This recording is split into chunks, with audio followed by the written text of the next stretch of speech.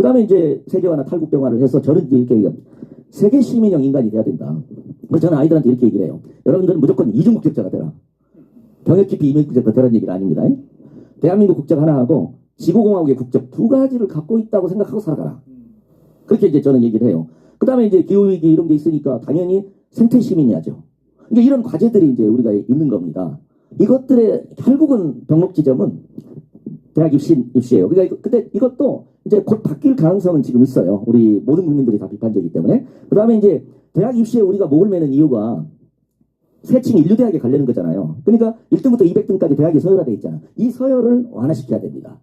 이게 학벌 체제죠. 학벌 자본을 얻기 위해서 이 험한 세상에 구명조끼라도 하나 채워주고 싶은, 구명조끼가 대학 졸업장이고 인류대학 졸업장이다 이 말이에요.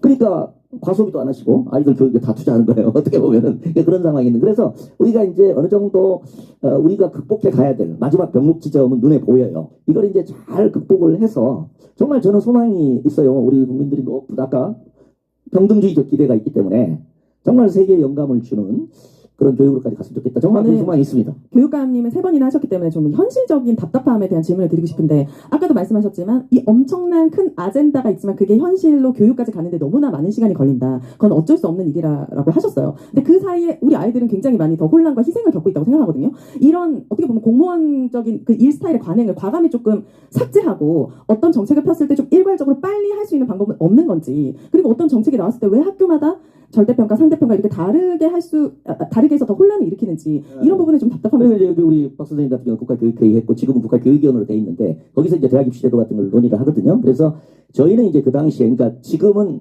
2028년 대입 개편안이 확정돼 있어요. 국가교육위원회에서. 근데 그걸 할 때 이제 저희는 당연히 수능을 자격고사화하자. 그리고 내신을 절대평가로 바꾸자.